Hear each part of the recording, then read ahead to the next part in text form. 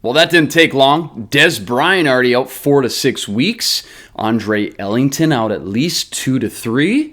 And T.Y. Hilton doubtful for next Sunday. I'm Luke Inman with your post-Week 1 fantasy football waiver wire pickups.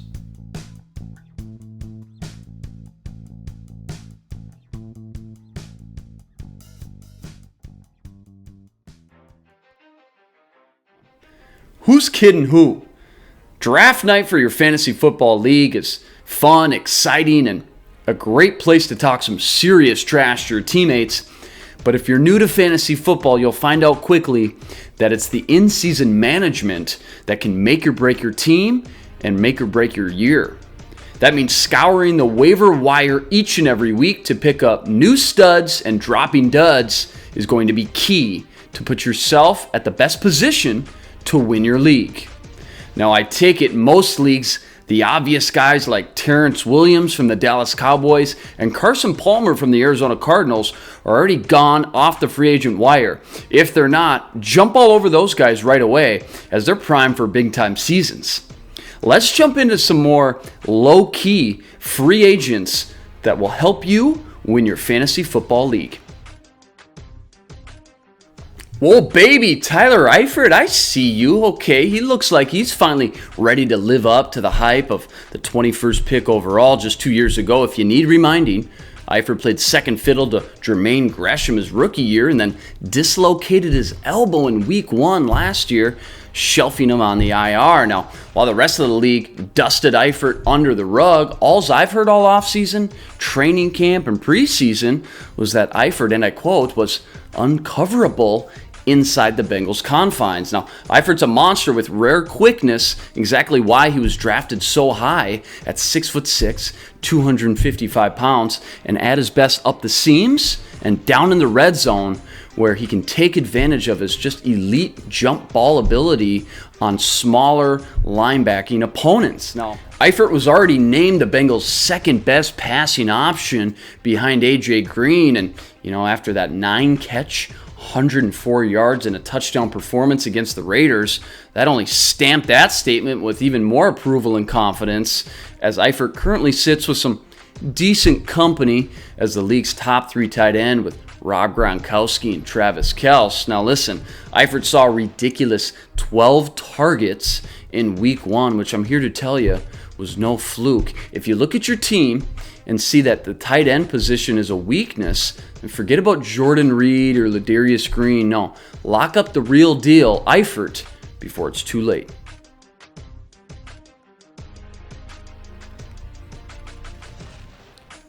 Hey, I'll be the first to admit it. When it comes to Marcus Mariota, I did not see that coming. Former Heisman Trophy winner ties the rookie record for most touchdown passes in a rookie debut, tossing 4 on the day, and oh yeah, he did all that in just the first half. While it's tough to say and expect the same from Mariota on a week-to-week basis, where I think you're going to be able to maximize his potential is in a fantasy league that gives you 3 to 4 points for a passing touchdowns. Why? Because although Mariota just rushed for 6 yards on Sunday, the threat of his rushing ability is one of his biggest assets, meaning that when Mariota scores a rushing touchdown in your league, your opponent's quarterback has to throw 2 passing touchdowns just to break even. Check your league's scoring system and make a decision if Mariota's combination of rushing and passing potential is worth the money based off the facts above.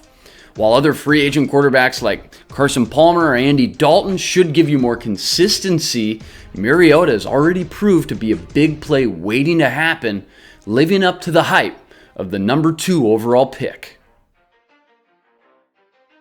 Having seen David Johnson up close and personal down at the Senior Bowl, I can tell you firsthand this guy is built like an in-between-the-tackles workhorse running back at 6'1", 225 pounds. However, that might not even be his best quality or where he's best suited, as his wide receiver-like catching ability caught my eye and many others down at the Senior Bowl and watching the tape from Northern Iowa.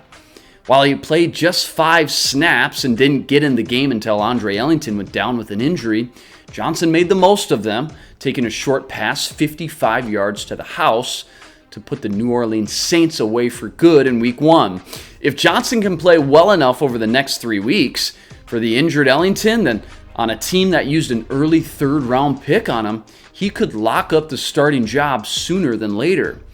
And while Chris Johnson will still play a factor to some degree, just the pure potential of nabbing a fresh and legitimate starting running back in fantasy football is well worth the justified risk, especially in a PPR or a keeper format, as again, Johnson should catch a lot of balls out of the backfield and should be a prime candidate to take over the job for the Cardinals sooner than later.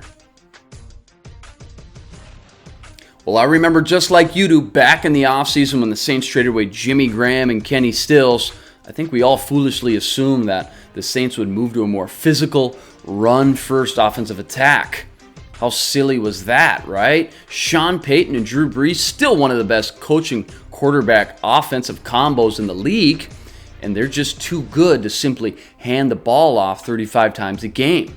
So who's going to soak up all those targets, yards, receptions, and touchdowns? I think we got a pretty good idea in Week 1 when Brandon Coleman, the 6'6" wideout from Rutgers, had 7 targets thrown his way, caught 4 of them for 41 yards and a touchdown. With his size, Drew Brees should look for him a lot down in the red zone, which gives him a lot of big-time play potential. Listen, he's a starting receiver in the Saints offense with Drew Brees at quarterback and Sean Payton calling the shots. I like my odds with a guy that's owned in less than 15% of leagues that you can probably get for cheap. Snatch up Brandon Coleman right now before it's too late and before he's putting big points up on you sooner than later. Are you kidding me? James Jones was homeless and on the streets just weeks ago after being cut by the Raiders and the Giants more recently. Comes out of nowhere in Week 1 to score not 1 but 2 touchdown passes and could have had a third had it not been called back for a penalty. Now, Jones reminds us how familiar he is with the Packers offense and how much chemistry he still has with Aaron Rodgers, one of the best quarterbacks in the game today, clearly still going to have one of the best offenses this year, and Jones is going to get a piece of that pie. Just an injury away from Randall Cobb or Devontae Adams, all of a sudden Jones is the second best receiving option on the team, and all of a sudden could be a viable top 20 receiver when it's all said and done. I'm not an advocate of spending a lot of free agent money on receivers, as they're usually a dime a dozen. However, in this case, all the pieces seem to fall in place for James Jones here, who seems to be a viable option in a potent, attacking, high-scoring offense in the Green Bay Packers. James Jones, my number 1 free agent waiver wire pickup this week.